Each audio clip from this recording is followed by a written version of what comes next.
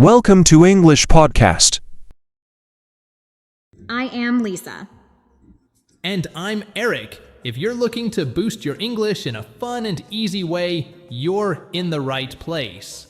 So grab a snack, sit back, and let's dive into today's topic. Okay, what are the words today, Eric? The first word today is jolly. Then we will continue with to unwind and to chill out. Then to tidy up. And the final one is last resort.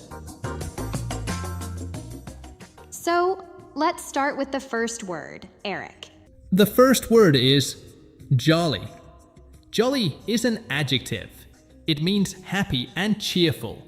We use it to describe someone who is in a good mood or something that is fun and lively. For example, he is always jolly during the holidays. It means that he is very happy and cheerful when it is holiday time. He probably smiles a lot and spreads good cheer. And for the second sentence, we had a jolly time at the party. It means that we had a lot of fun and everyone was in a good mood at the party.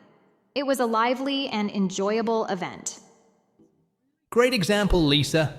When using jolly, it's important to remember that it's an adjective. We use it to describe people, events, or even things that make us feel happy and cheerful. Great. Now, let's have a short dialogue using the word jolly. Did you see Mr. Thompson today? He seemed so jolly. Yes, I noticed that too. He was smiling and laughing with everyone. It's nice to see someone in such a jolly mood. It makes the day better.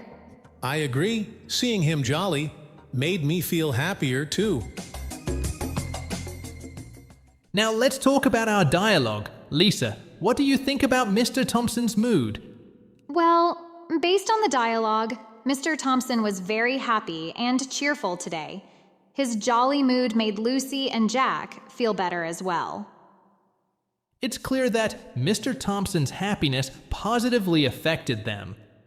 By the way, do you know anybody who is jolly, Lisa? Yes, I do. My friend Sarah is always jolly. Being around her makes me feel happier. How about you, Eric? My uncle is a very jolly person, especially during family gatherings. His cheerfulness spreads to everyone. Do you think being jolly is important? Yes, it's important because it can make other people feel better and improve the environment. I agree. A jolly attitude can make challenging situations easier to handle. Do you know any other words that mean the same as jolly? Yes, words like happy, cheerful, and joyful have similar meanings. Okay, do you want to add anything else about our word today, Eric? Just remember that jolly means happy and cheerful. It's an adjective used to describe someone's mood or atmosphere. And that's it for the word jolly. Okay, Eric, let's move on to our next word. What's the next word? The next word is to unwind. To unwind. To unwind. To unwind is a verb. It means to relax after being busy or stressed. We use it when we want to talk about taking a break and feeling calm. Yes, that's right. For example, I like to unwind by reading a book after work. It means I like to relax and feel calm by reading a book after a busy day at work. It's my way of taking a break and feeling better. Here's another example. She unwinds by listening to music. It means that she relaxes and feels calm by listening to music. It's her way to take a break and feel better. When we use a verb after to unwind, the verb ends with ing form, like I will unwind by reading or listening to music. Good point, Lisa. Let's move on to our sample dialogue. In this dialogue, we have two friends, Mark and Jane, talking about their weekend plans. What are you doing this weekend, Jane? I need to unwind, so I'm planning to go to the spa. That sounds great. I like to unwind by hiking in the mountains. Hiking is a good way to unwind, too. Maybe I should try it sometime. In this dialogue, Jane uses the word unwind to talk about her plans to relax at the spa over the weekend. And Mark uses unwind to talk about how he relaxes by hiking in the mountains. Lisa, what do you like to do to unwind after a busy day? I love to unwind by taking a warm bath and reading a good book. It helps me relax and forget about the stress of the day. How about you, Eric? I like to unwind by playing the guitar. Music helps me feel calm and happy. That sounds wonderful. Do you think it's important to find time to unwind? Yes, definitely. Taking time to unwind helps us feel better and be more productive. It's important for our health. I agree. Do you have any tips for our listeners on how to unwind effectively? I think finding a quiet place and doing something you enjoy is key. It could be reading, listening to music, or even taking a walk in nature. Great tips, Eric. It's important to find what works best for you and make time for it. I completely agree. Okay, let's move on to our next word. What's the next word, Eric? The next word is chill out. Chill out. Chill out. Chill out is a phrasal verb. It means to relax and not worry about things. Here's an example sentence. After a long day at work, I like to chill out and watch TV. It means that after a long day at work, I like to relax and watch TV to feel better. Here's another example. You should chill out and not stress about the test. It means that you should relax and not worry too much about the test. Now, let's briefly discuss some grammar related to chill out. This phrase is a phrasal verb and is often used in informal contexts. You can use it in the imperative form to give advice, like chill out, or in statements like I need to chill out. Great. Now, let's have a short dialogue using the phrase chill out. In this dialogue, we'll have two friends, Emma and Tom, talking at a park. You seem stressed, Tom. What's wrong? I have so much homework to do. I don't know how I'll finish it all. You should chill out and take a break. It will help you feel better. You're right. I'll chill out for a while and then start again. What do you think about Tom's situation, Lisa? Well, Tom is very stressed about his homework. Emma suggests he should chill out and take a break to feel better. Emma's advice is good. Taking a break and relaxing can help reduce stress. That's right. Have you ever had to tell someone to chill out, Lisa? Yes, I often tell my sister to chill out when she gets too worried about small things. How about you? I sometimes tell my friends to chill out when they get too stressed about exams. Do you think it's easy to chill out when you're stressed? No, it can be hard to relax when you're stressed, but it's important to try. What do you think? I agree. Finding ways to chill out, like listening to music or going for a walk, can really help. Lisa, do you know any other phrases that mean the same as chill out? Yes, phrases like relax, calm down, and take it easy have similar meanings. Great. Just remember that chill out means to relax and not worry too much. It's a phrasal verb used in informal situations. Thank you for the explanation, Eric. Now, let's explain the next word. The next word is tidy up. Tidy up. Tidy up. To tidy up means to make a place neat and organized by putting things in their proper places. It's about cleaning and arranging things to make an area look nice and orderly. That's right. Can you give some example sentences, Eric? Sure. Here's my example. I need to tidy up my room before my friends come over. It means I need to clean and organize my room, put things away, and make it look neat before my friends visit. Good explanation. Here's my example. Mom asked us to tidy up the living room after the party. It means that after the party, Mom wanted us to clean the living room and put everything back in its place to make it look organized again. Great! Tidy up is a phrasal verb. We can use it as tidy up or tidy something up. That's right. We can also use it in different tenses, like I am tidying up or she tidied up. Now, let's hear a dialogue using this phrase. Ready, Lisa? Ready. Tommy, your room is a mess. Can you tidy up before dinner? Do I have to, Mom? I'm playing a game. Yes, you do. If you tidy up now, you can play more after dinner. Okay, I'll tidy it up. But can you help me? Sure, I'll help you start. Let's tidy up your toys first. That was a nice dialogue, Eric. Why did Mom want Tommy to tidy up? Mom wanted Tommy to tidy up because his room was messy. She wanted it clean before dinner time. That's right. And how did Tommy react at first?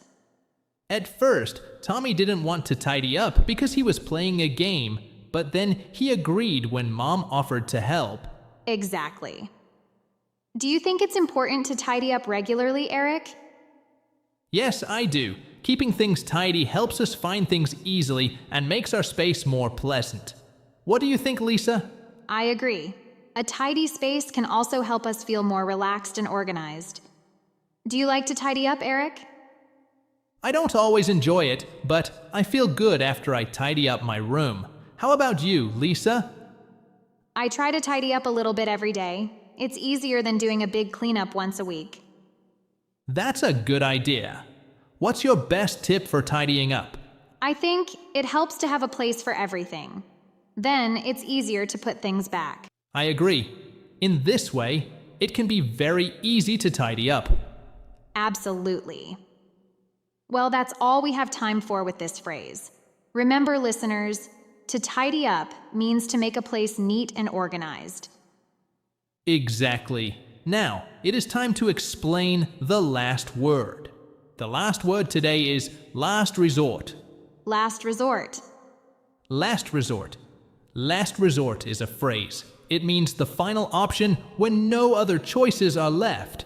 Here's an example sentence. If we can't find a hotel, sleeping in the car is our last resort. It means that if we can't find a hotel, the only option left is to sleep in the car. Here's another example. They used their emergency savings as a last resort. It means that using their emergency savings was the final option after trying everything else. Now, let's briefly discuss some grammar related to last resort. This phrase is a noun phrase and is often used with as a last resort or our before it, like as a last resort or our last resort. Now, let's have a short dialogue using the phrase last resort. In this dialogue, we'll have two friends, Amy and Ben, talking about their travel plans. What if the train is fully booked? If the train is fully booked, we can take a bus as a last resort. I hope it doesn't come to that. I prefer the train. Me too, but at least having a last resort is better than nothing. Now, let's talk about our dialogue. Lisa, what do you think about Amy and Ben's situation? Well, based on the dialogue, Amy and Ben prefer to take the train, but if it's fully booked, their last resort is to take a bus. What do you think about their backup plan, Eric? I think it's smart to have a last resort. It ensures they still have a way to travel. Have you ever had to use a last resort, Lisa? Yes, once I had to stay at a friend's house as a last resort when my flight was canceled. How about you, Eric? I had to walk home as a last resort when my car broke down and there were no taxis. Do you think having a last resort is important? Yes, having a last resort helps us stay prepared for unexpected situations. What do you think? I agree. It's always good to have a backup plan. Okay, last resort means the final option when no other choices are left. It's a noun phrase used to describe the ultimate backup plan. That's right, Eric. Well, that's it for today's episode. Thank you for listening to Simply Explained English. We hope you learned something new today and enjoyed learning with us. Don't forget to subscribe and like our videos. Until next time, keep practicing and have fun with English. Bye for now, and happy learning. Hello, everyone. I am Lisa. And I'm Eric. If you're looking to improve your English in an easy way, you're in the right place. So grab a snack, sit back, and let's dive into today's topic. Okay, Eric, what are the words today? The first word today is apparently. Then we will continue with grumpy and be willing to do something. Then to call off. And the final one is go the extra mile. Let's start with the first word, Eric. The first word is apparently. Apparently. Apparently. Great. Let's explain apparently to our listeners. Sure, Lisa. Apparently is an adverb we use when we're talking about something that seems to be true, but we're not completely sure about it. We often use apparently when we're sharing information we've heard from someone else or based on what we can see. Let me give an example sentence. Apparently, the new restaurant in town is really good. It means that you've heard that the new restaurant is good, but you haven't tried it yourself and are not 100% certain about it. Here's my example. The street is wet. Apparently, it rained last night. It means that you can see the street is wet, so you think it probably rained last night. You didn't see the rain yourself, but you're making a guess based on what you can see now. Now, let's talk about how to use apparently in sentences. We usually put it at the beginning or in the middle of a sentence. For example, apparently the shop is closed, or the shop is apparently closed. Good point, Eric. Now, let's listen to a short dialogue using apparently. Hey Emma, did you hear about the school dance? No, what about it? Apparently it's been canceled. Really? Why? I'm not sure, but apparently there's a problem with the venue. That's too bad. I was looking forward to it. That was a good dialogue. Mike wasn't completely sure about the information, so he used apparently to show that. Exactly. Eric, did you ever use apparently when you were wrong about something? Yes, I have. Once I said, apparently it's going to snow tomorrow, but it ended up being a sunny day. Oh, that's funny. The weather can be hard to predict. Have you ever heard any funny stories that start with apparently? Actually, yes. Once my friend told me, apparently my cat can open the fridge. I didn't believe it until I saw it myself. Wow, that's an amazing cat. It's interesting how we often use apparently for surprising or unusual information, isn't it? Definitely. It's a useful word for sharing information we're not totally sure about. I agree. It helps us talk about things without saying they're definitely true. That's a good point, Lisa. Apparently is a great word for our listeners to use when they want to share information but aren't 100% certain. Absolutely. Well, that's all we have time for with apparently. Let's move on to our next word. The next word is grumpy. Grumpy. Grumpy. Grumpy is an adjective that describes someone in a bad mood or easily annoyed. We use it when someone is not happy and might complain a lot. We often use grumpy to describe how someone is feeling, usually for a short time. Now, let me give an example sentence. My dad is always grumpy in the morning before he has his coffee.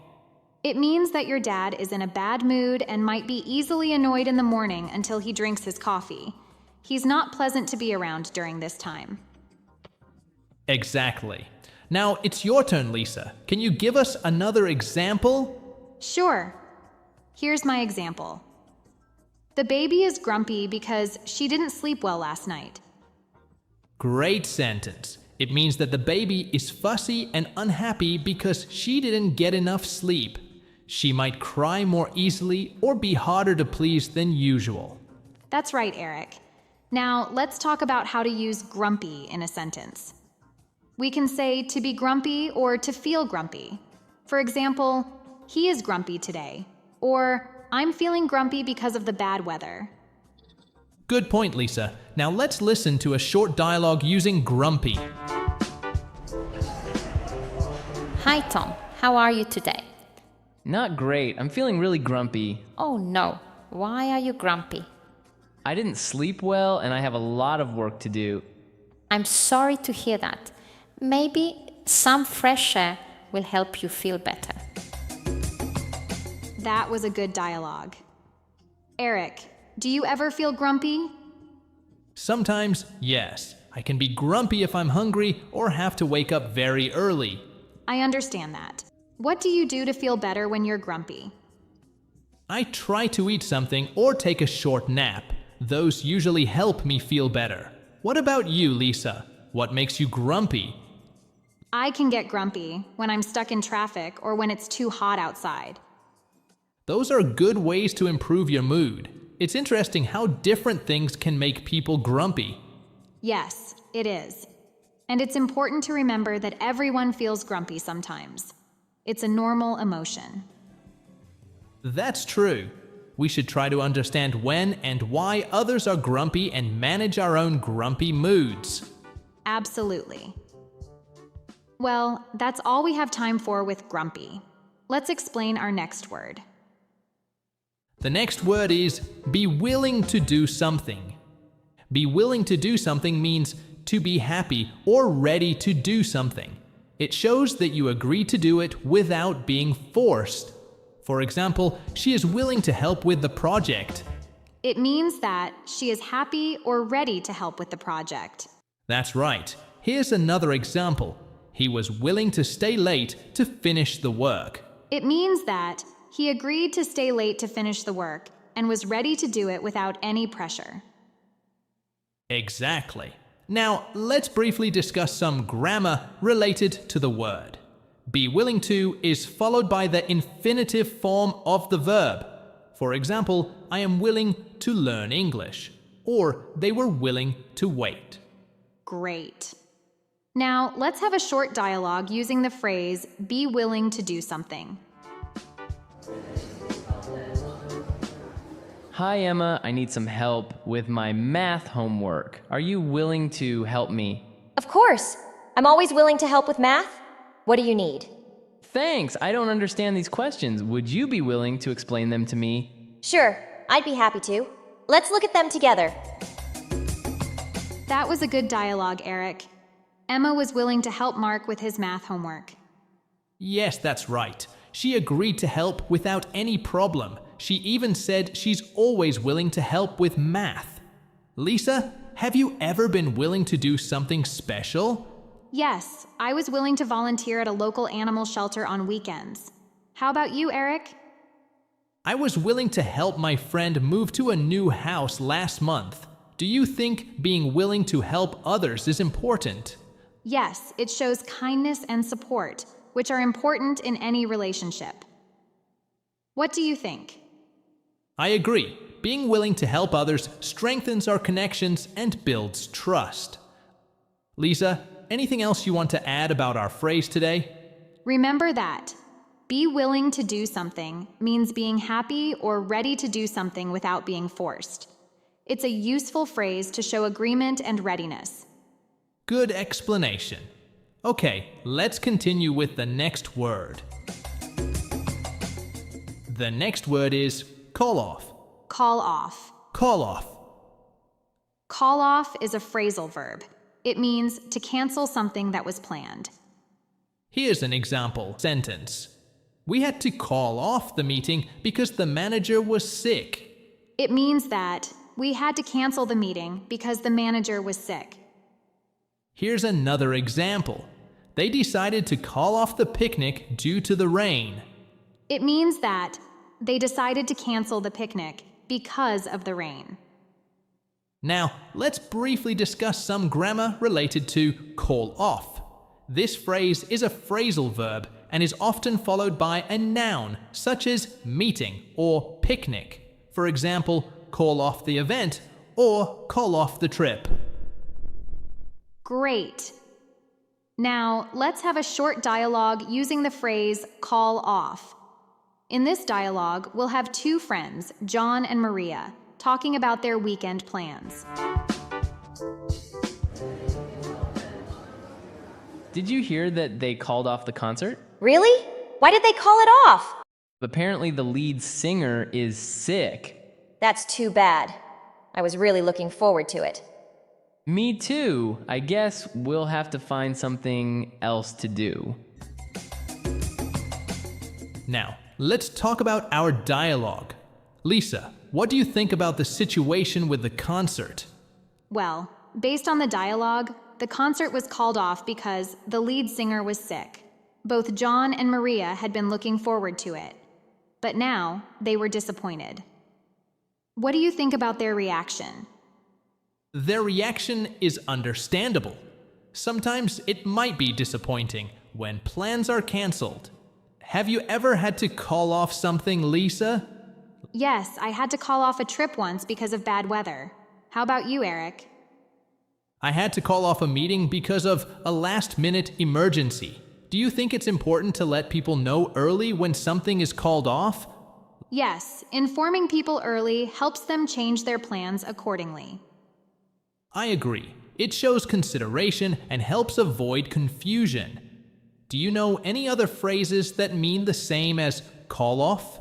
Yes, phrases like cancel and abort have similar meanings. Okay, I think we have explained call off fairly enough. Now, let's move on to the last word of today.